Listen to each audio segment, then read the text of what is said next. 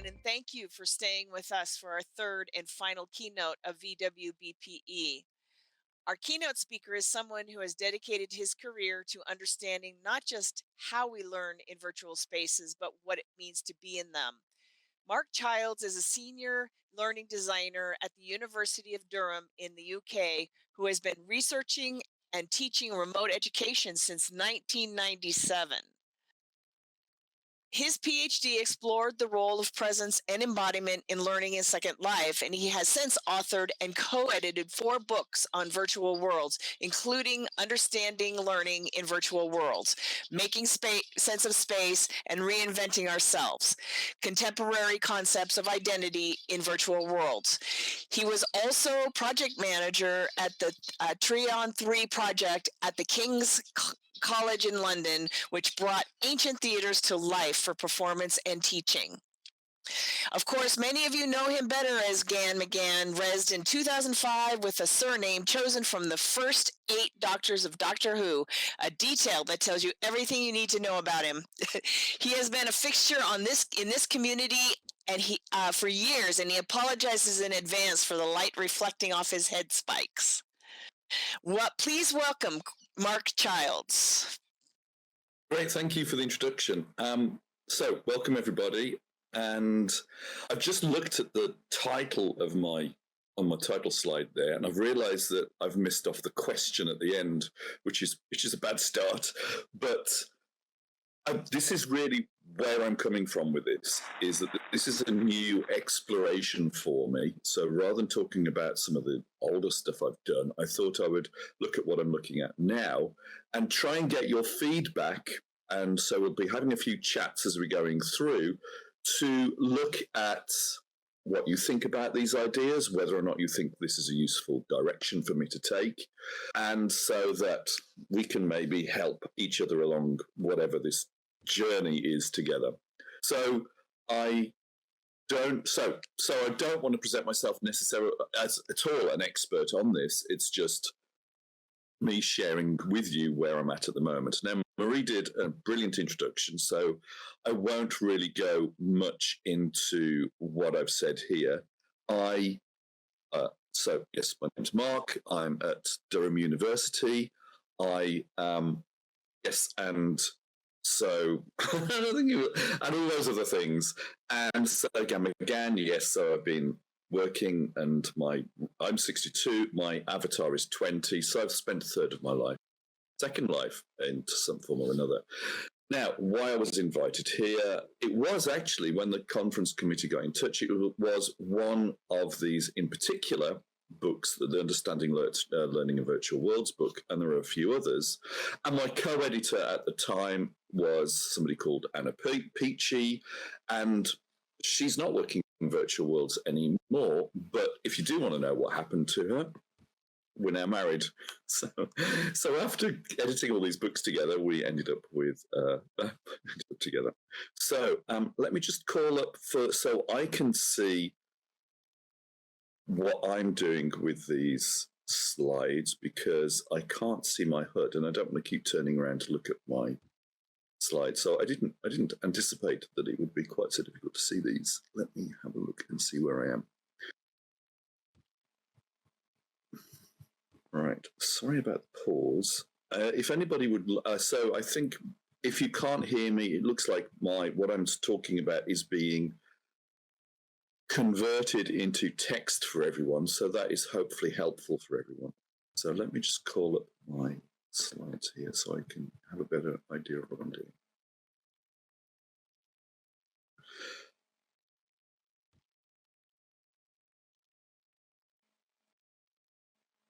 So let me move on to the next slide as well from my presentation. So why philosophy masters? So as I said, I've been researching and learning in virtual worlds for 20 years. But one of the things I've noticed is that I'm still having issues when I'm talking to people about this experience. And so also when I've been doing some recent research, this wasn't actually in virtual worlds, it was in video-based virtual reality. But the same issues are there, the same things are occurring, which is there's something unique about this experience, which when we're trying to describe it to each other, we struggle with coming up with the right kind of language to describe it. So for me, a key term for me was a student who described the experience as better than watching. And this, remember, is just video based. So there's no actual interaction. You're just sitting there in a 360 video, but you're inside it, you're immersed in it, and it's not watching, but it is watching. And so what this led me to think was, after 20 years, I still cannot really sum up what all these different elements are. So what's the difference between being and watching in VR and watching in another medium? So to answer this, I went back to myself, to being a student, to see and to study philosophy, to see if philosophy has any answers to this. And one of the things I found out about was this. So the quote up there that we ended up with my paper, when the paper that I wrote, was, "We struggled to articulate the impressions of embodied VR." The second quote is from somebody who is a philosopher who has looked at virtual reality and virtual worlds and all those sorts of things. And he said that there's a sort of immersion fundamentally unlike any other forms of immersion. So much so that we're in need of a new concept to qualify this experience. Clearly, if there is such a basis, it must be clarified experientially, with attention directed at what he calls phenomenal differences. And yet this kind of experiential clarification is nowhere to be found. So I thought, right, so I've got and we all have here, that experience of being in these spaces, of knowing what it feels like, of being able to connect all of these ideas to a lived experience of being here. So, and then all the people who are doing all the philosophy and all these fancy ideas, they're the ones who studied the concepts, but it didn't seem like any of them actually had a lived experience of being in one of these spaces, of connecting to people and doing things and studying and going dancing and all the things that we've done.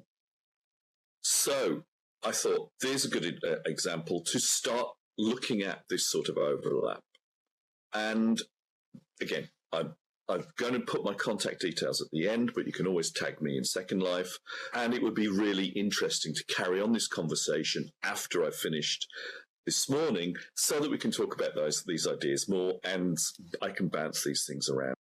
So the area of the area of philosophy that I have been studying and writing about and trying to understand is called phenomenology. Now, a year ago, I didn't even know 2 years ago, I didn't even know what phenomenology is. And like a lot of, I don't want to disparage any philosophers who are in the audience. But from what I've seen, a lot of it is about talking about what everybody knows, but in fancy words that nobody understands. And phenomenology is basically the study, the philosophy of how things seem like, what things seem like to us. So it's not about what's actually out there. It's ignoring that. It's about looking at, basically, yes, our own perceptions. It doesn't matter what things really are, what is existential. What phenomenology is really interested in is how things seem to us when we're in something. And for me, that seems like a really interesting approach, because we don't get bogged down with, is it real? Is it not real? Is it physical reality? Is it virtual reality? Is physical reality just another virtual reality? Which there's some books on that. What this bypasses all that and just talks about how do things seem. So this is breaking down the world and how this seems to look at, so, and it looks like this is making sense to people. This is new for a lot of people. So that's useful, because what I don't want to be talking about this morning is just saying stuff that everybody knows already. So the first concept here that I started looking at a guy called Heidegger, and also I'm going to apologize for anyone who is a German speaker, a better German speaker than I am. There's lots of German in here, because a lot of the speakers are actually, a lot of the people who've written about this are German, and so a lot of the words are German. And it does make them sound a lot more authoritative and serious And it's like, we could just call it that, but let's call it something in German because that sounds a lot better. So the first one of these is Dasein, which just basically translates as being there, which is a familiar concept. So this is the idea that when we are in a virtual space, we are there. And I think that makes perfect sense. That's basic stuff. But this is made up of lots of different elements. And one of the things that Heidegger talks about is that when we touch and are together with things, this is fundamentally different from when objects are doing this. So if I'm touching a chair and I'm touching a wall, that's different than when a chair and a wall is touching each other. Now, that seems fairly obvious in a physical world because it's us, and we've got an interior world, and that makes us different from the things around us that don't have an interior world. But then, in a virtual world, this is true of our avatars too. Although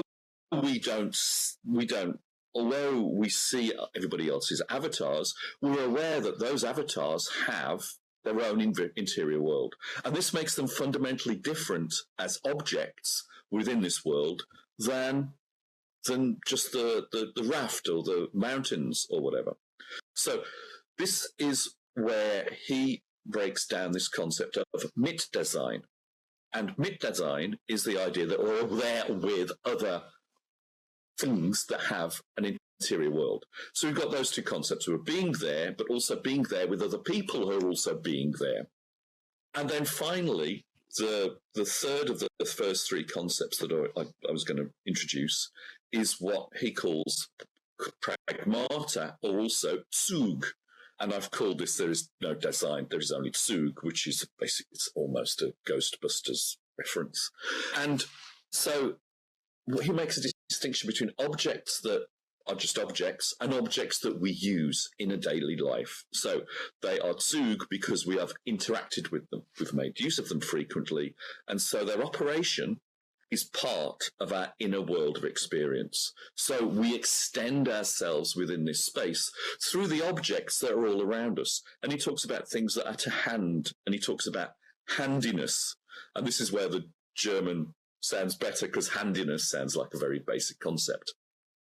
So this is my first set of questions that I want people to chat about, maybe in the chat, and sort of and maybe bounce that, and I'll put it in here. So my first kind of set of questions here are: is breaking it down in this way at all making sense of our lives and our world in this space?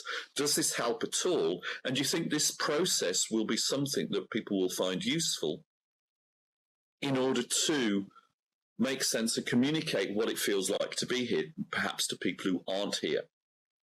And I'm going to go through and throw more and more of these ideas at you, but basically at the moment I'm just talking about breaking it down in this way. Does this help at all? And Beth says, Mark is going somewhere with this. Am I going somewhere with this? What does Revelli says? Okay, I don't understand a word. Bye all. Oh, okay. He's gone. So I've lost one already.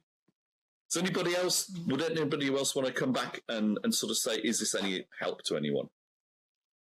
Or is this, are we all like Revellis and we're just going, I don't know what's going on at all here? If not, I will throw some more ideas at you, and then maybe there might be something else that's useful in here.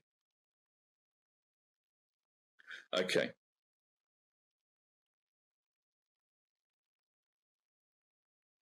Right. Okay. So we get some people who are understanding things, and some people that maybe. Okay. So, and some people are getting a bit of a thing. Okay. Yeah. Okay. Yes.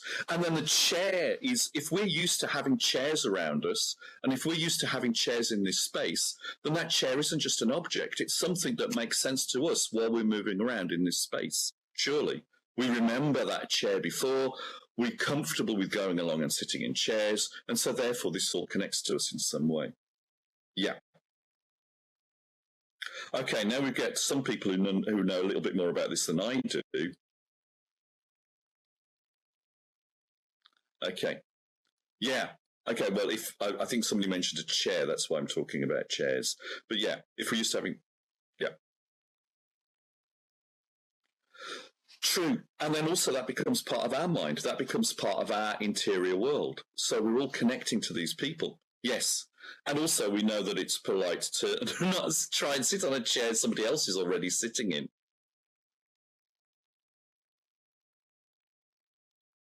Sheila, yeah, brilliant.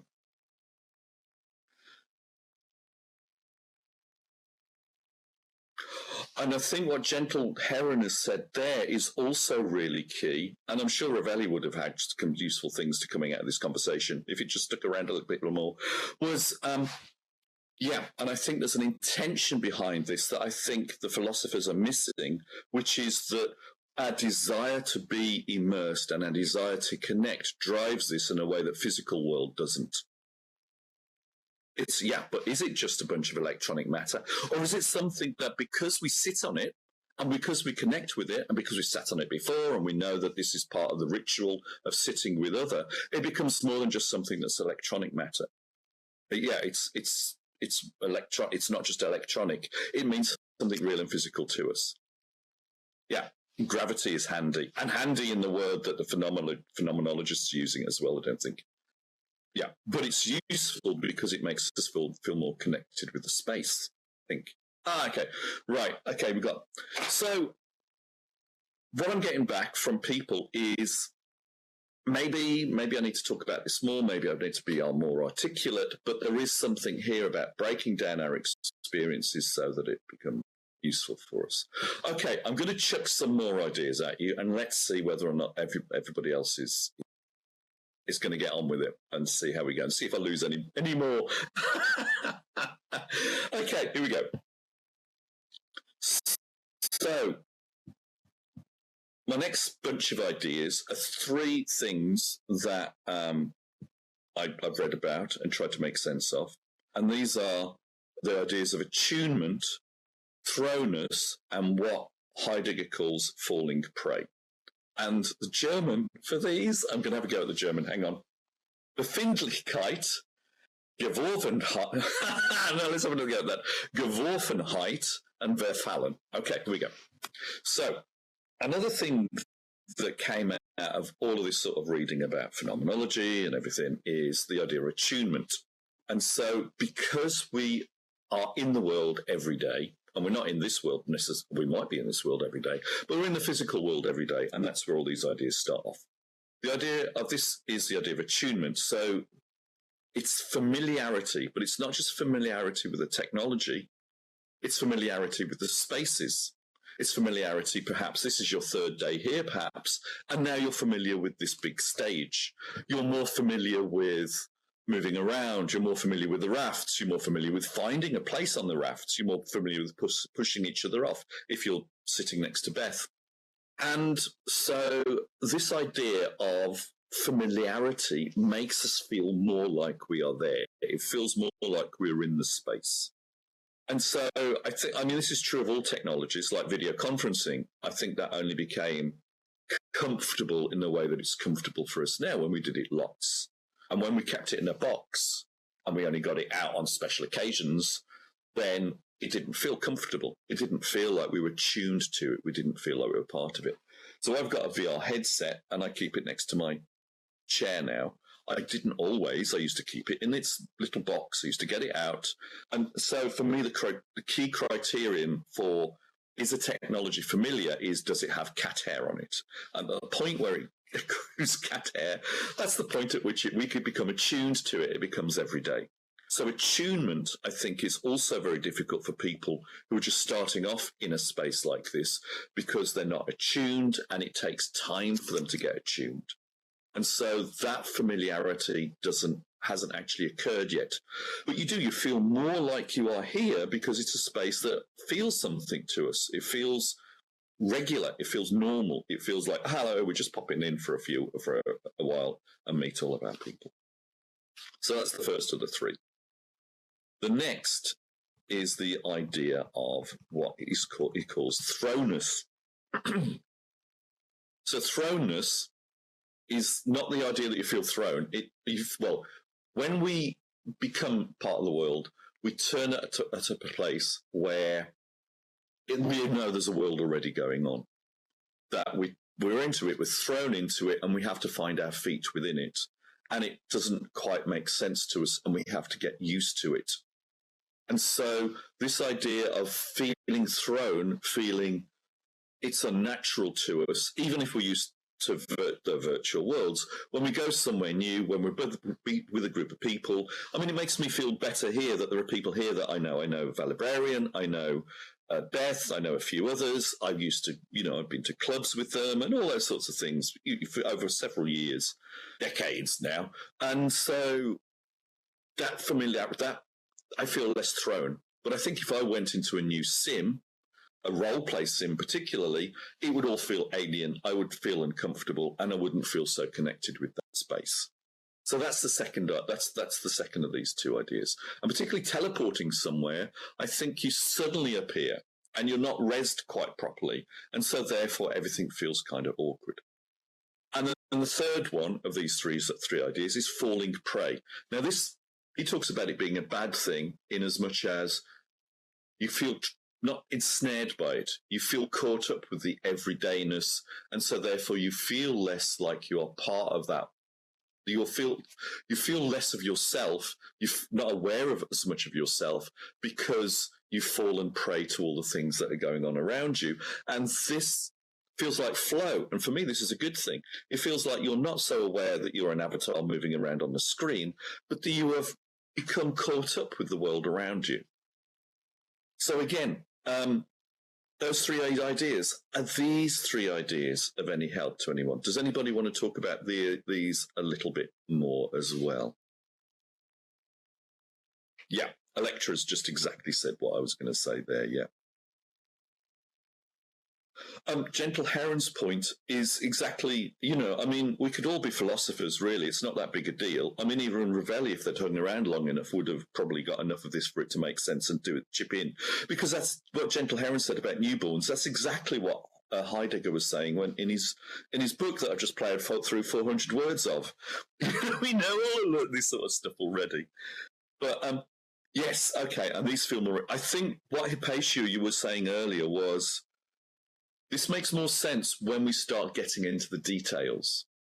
And I think that's a really useful feedback in that now I've got to a point of breaking it down for everyone here in a little bit more of bits.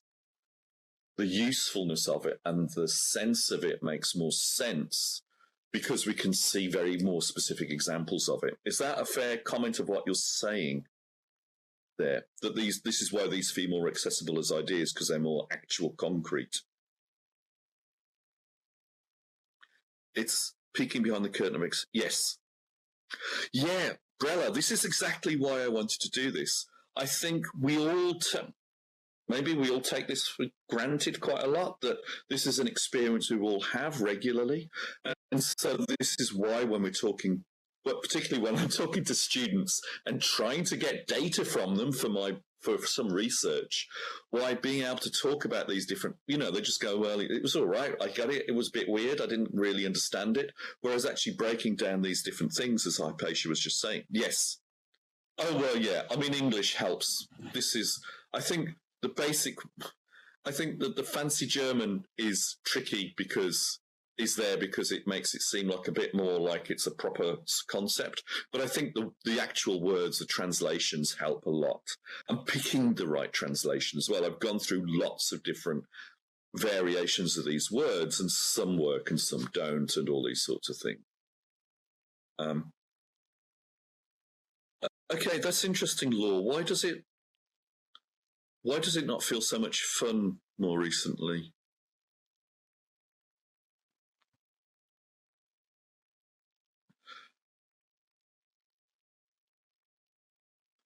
Yeah, it's our reality. Yeah. Sorry, I just scrolled back a bit.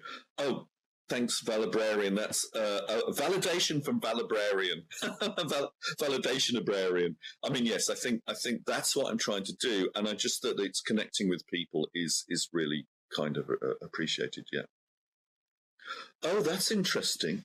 If you don't feel so attuned to your physical world, you may be more attuned to the...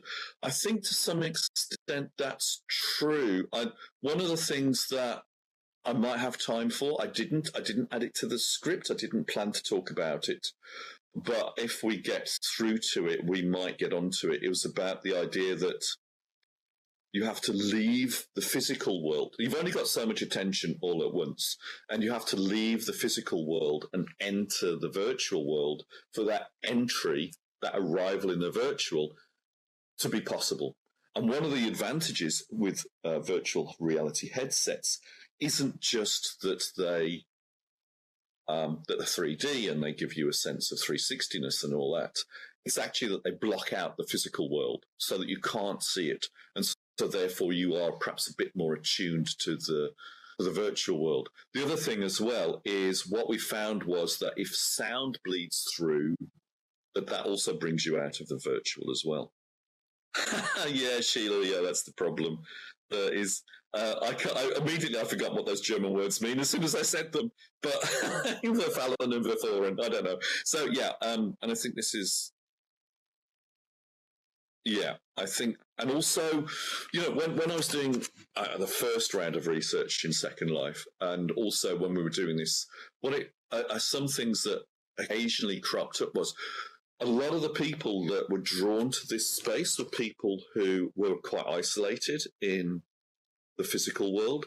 So it's often, I would say about half the people that I knew in both Second Life and the physical world were people who had young kids or were stuck at home with them or whatever, and they weren't getting out. They weren't having that social contact.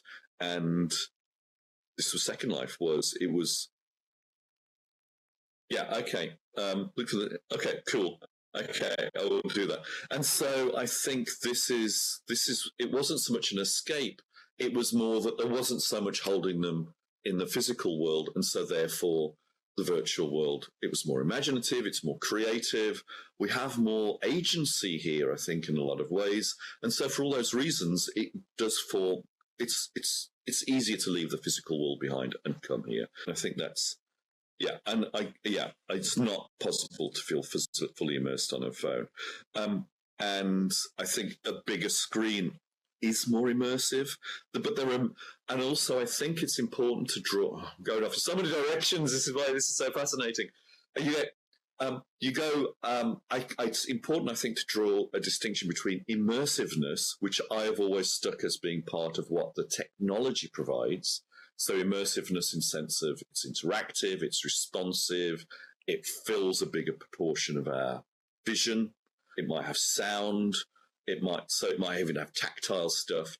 All those are immersive technologies which add to the immersiveness, but immersion happens in the brain. It happens in us.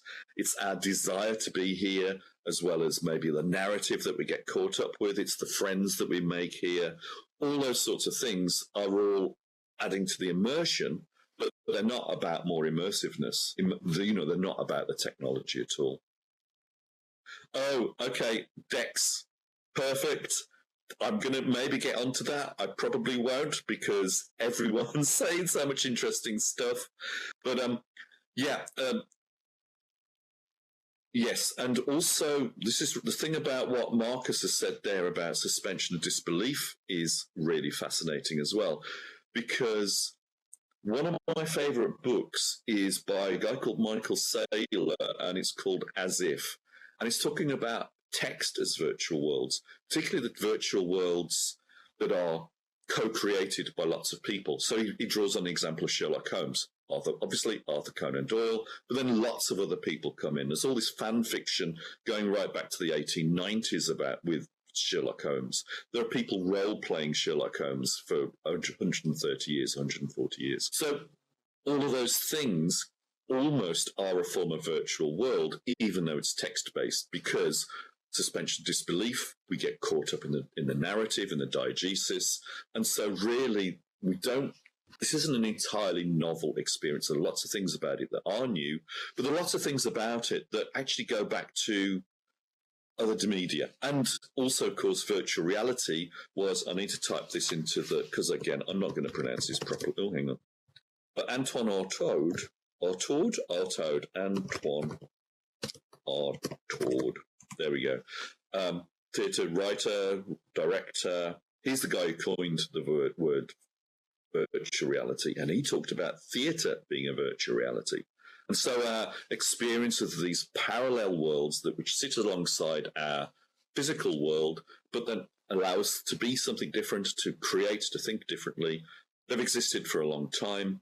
And I think the idea that we can co-create those and all those sorts of things makes a difference. And also the fact that it's digital and we can move around in it, and we can be moving around it and also make a difference.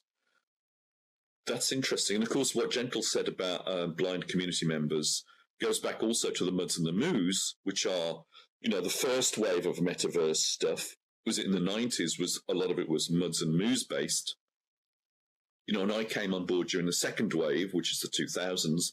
And, we got a third wave now with all of the headsets and stuff. And we can see these waves emerge in the literature, because there's a peak around 1995, there's another peak around 2010, and then it started to boost again around 2020, around the lockdowns and things. And Sumo's point is absolutely the quintessential, the key difference. Yes, you only observe, you'll only partake. With text, if you're part of a writing community, you can interact with other people asynchronously by writing stuff, and then they take that on board, and then a shared virtual world, I'm doing quotes, virtual world emerges through that. But you can't interact in real time, and that's, I think, key here. And the wave is receding now, as with Horizon Worlds, yes. They're not immersive in the same way, but I think I know a friend who was in a Deep Space Nine sim in a Moo, and was so caught up with it. He had something on the promenade, and he was buying and selling things. And then a Klingon comes, he was a Ferengi, a Klingon comes along and kills him. And after 4 or 5 years of trading on the promenade of Deep Space Nine, and he felt devastated, and he still was talking about this like 5 years later, 10 years later, but it was immersed. He was immersed in it, even though it was only text. Yeah. So let me so I think all of these, I would really love to see this text and look at the chat a lot more. And I just have a quick look for seeing that's something I missed, really. Yeah, okay.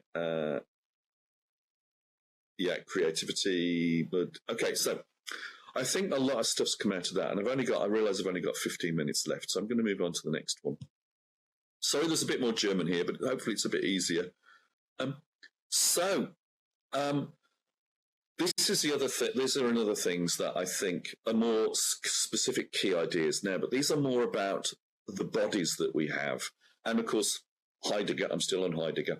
Heidegger was talking about, I get onto other people, but I probably won't have time for that. It kind of starts this stuff with him.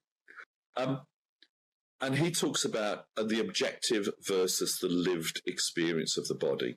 And I think this makes even more sense in virtual worlds, because we're talking about the physical world. He's talking about the objective body is, I have 2 arms, I have 2 legs, I have blue eyes, I have whatever, I have 1 tooth slightly wonky, all these sorts of things.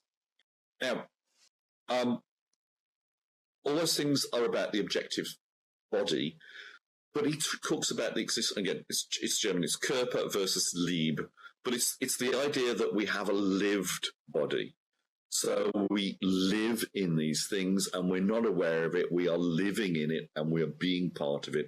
And it's all part of these different things. All part of our interaction with the world is that our bodies aren't just objective things. They are history. They're things in which we have a history in, we are lived in, we have pains in, we walk in a particular way. All these sorts of things mean that we are living in that part of the world that is us. Again, it gets very vague and very difficult to talk about, I think, when we're talking about the physical world. But when we're talking about the virtual world, that is our avatar. There's a big difference between that avatar just being an object on the screen and then this thing that we built up over our lifetimes in Second Life, and I chose a skin, and then I couldn't get hair that looked like, so I got spikes. I like cyberpunk look, so I got a cyberpunk coat. And then everybody started to recognize me as this person in Second Life, and then I felt I couldn't change, which is why I've got this blue-skinned avatar now. Now, all those things actually, I think, make sense to us here, because that is that difference between our avatars being objective things and being lived. And we live in them, and they become more important to us because we live in them. The other thing that he talks about is the null punct. And hopefully this isn't going to make anybody else leave, but it's like the idea that this is the 0 point of our interactions in the world. And again, we can't, in a physical world, that makes little sense, because of course we're always in our bodies. But here, some of us have mouse look, some of us have sort of third person, some of us first person views. We choose those different things and we move around them. We can move the camera around them. But no matter where we have our sight, our avatar is still the null punct, the 0 point of location. And so therefore, I think therefore that avatar being this sort of center of the locus of how we interact with the world is key for understanding how this works. And I think one of the things that bothers me about headset-based VR is we're only ever we're only ever looking through our eyes and the eyes of our avatar within that space. We rarely look at our own avatar unless there's a mirror there. And so therefore we don't have the same physical sense of who we are in that space, I don't think. And then the third of those three ideas is the locus of action. And this is important because our avatars act on things. It sits, it moves, it picks things up, it flies, it swims, it actually can stick prims together. When you're building a prim and building an object from prims, it's your avatar that's lifting its arms and pointing at bricks and making those bricks appear. So that's our locus of interaction as well. Now, I think the conversation's been going on, so I don't need to ask this question, but I am anyway, which is, hang on, bodies. Okay. Right, here we go. Some questions. So, is this making sense? Is this helping? Is this actually digging into the detail that Hypatia was talking about, needing that actual something concrete about our experiences to make sense of things? Is this actually, and again,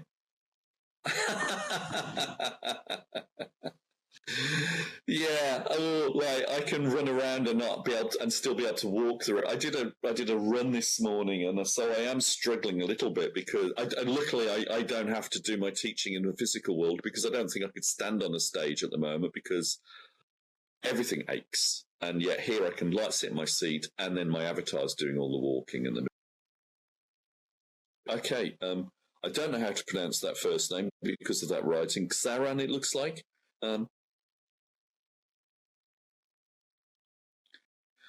Oh, okay. Oh, that's a brilliant idea. Also, there were people that you were hooked up a treadmill so that when they ran, it actually moved their avatars through a virtual space, and that's a very interesting thing to do. I have a virtual app at the moment that's tracking my daily steps across Mordor, but it's not the same because it's just a disembodied point on a screen, and I don't really feel connected with it. But I think doing those sorts of things that Xaran was talking about, I think would be a really interesting way of connecting things. Yeah, and what I did a really interesting experiment with students. It was part of a social anthropology course, and the students had to wear one of the pregnancy things, male and females. And what this did was, it was doing things like, I don't know if it's the same as the thing that but it's like you're halfway through a meeting and you have to wear this the whole time. And the students are spending a lot of time doing it meetings and going into Second Life. And then suddenly they would need to dip out of the meeting because their HUD was saying, you've got to go to the loo now. And they weren't allowed to turn it off. And so it was actually recreating some of the inconveniences of pregnancy. and they're therefore giving them something of that lived experience. I've only just learned to run on a treadmill without using my arm, without having to hang on to something. So yeah, I think that's a very difficult thing. But that's perfect. That's sumo. That's brilliant. That really makes a difference. I think that's really good. So yeah, those pregnancy things, I don't know what they're called. They're sort of attachments that actually make you look pregnant, but also modify your behavior somehow. Realizing how inarticulately I'm doing a lot of this sort of stuff. But hopefully when I write it all down, particularly with your input, this will really make it helpful for me. Right. Okay. So, what is good? Okay. So let me have another look. Yeah. Oh, well, Bolstorff's, his book, Coming of Age in Second Life, is still a classic. I think really helpful. Let's see what else other people have said. Yeah, wind on your face thing. I like that. Yeah. Okay. So Valibrarian. Yeah, the idea that digital legacy. There's a book called Digital Humans, I think. It's by David Burden and Maggie Savin-Baden. That's got some really interesting things there. And of course, they're two really key figures in virtual worlds as well. Okay. Right then. I think I've got 7 minutes left. So, yeah, let me go on to the next one. And this is where I just touched on, and I'm still getting a bit of an idea of where this goes. But the next area that I was going to I want to look at more, I think I've got my head around the stuff I've been talking about so far. But this final bit is about the way that this technology then becomes part of us. And I'm now onto a different guy, Merleau-Ponty, and he's talking about the way that technology, if you're using it a lot, and he uses the example of a blind man's stick. It's not just a tool, it becomes part of our sensory capacity. It augments his body by extending, I'm reading it now, how he can both act on the world and also the range of his perceptions. So one of my friends is blind, and he uses his stick for, obviously, anybody walking down the road can, with a stick, who is used to it, can tap where the obstacles are. So that becomes part of your sense perception. But also, this is part of his social engagement with the world. People recognize who he is. He can stop traffic with it. It empowers me if I'm with him, because he can wave it in the street and people will cross we can cross the road. So it's also important is our engagement with the community and the way that we communicate and the way that the history of our bodies has an impact in the world around us, and so therefore is part of the way that we impose our agency on the world around us. And the third of these ideas is the idea that our ability to move in the world, the ability to move in this space, is kind of an indicator of how accomplished we are. So, I mean, it's so difficult to learn to walk upstairs in Second Life. If you can get your avatar to move upstairs without falling off the stage of the stairs, you're doing really well.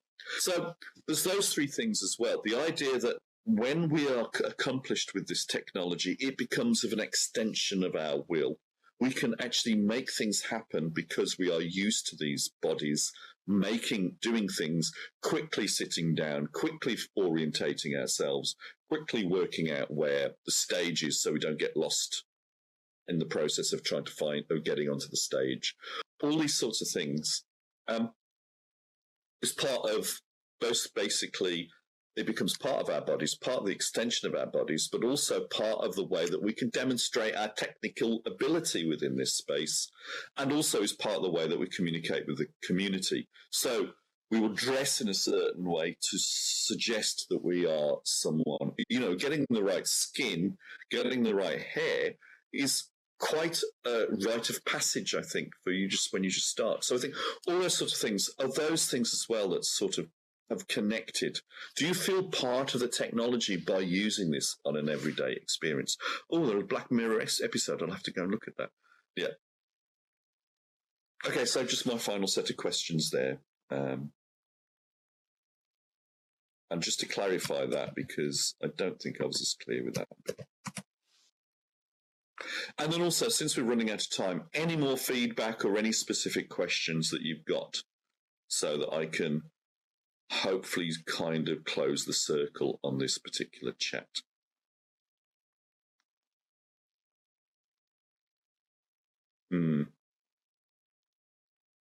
Oh, that's interesting. Oh, yeah, the learning curve could actually aid immersion. And I think the fact that you feel thrown, you feel like, I don't know what's going on here. I think also that's an indication of how part of the world you are, because you should feel, that you should feel part of it. Okay, Lily Lau, can you dig into that a little bit more? You don't feel safe feeling your avatar as you. Is there a... Oh, I see. Okay. So, yes, and I think that is a key thing, is that if stuff happens to your avatar, you feel connected to your avatar, that makes you feel more exposed. I think that's a really interesting point. Yeah. And I think that then limits the amount of immersion you can feel, because there is always that sense of hazard when you feel that sense of connection. Yeah, okay, no, that makes sense. Yeah, and there's some really interesting stuff by a guy called Steve Warburton about how there's a kind of gradual immersion as you feel more connected to your avatar, and then you might split into multiple identities for different things. So there we go. Okay, thank you very much for all this.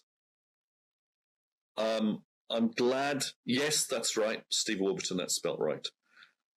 This has been really helpful for me. Hopefully, it's been really helpful for you as well. And and the ideas are still flowing thick and fast. So that is so helpful. Thank you so much. Thank you, Marie. Thank you so much for coming and doing this talk for us. I can see that with the interaction with the audience, it was a highlight of the conference. Really appreciate it. Thank you.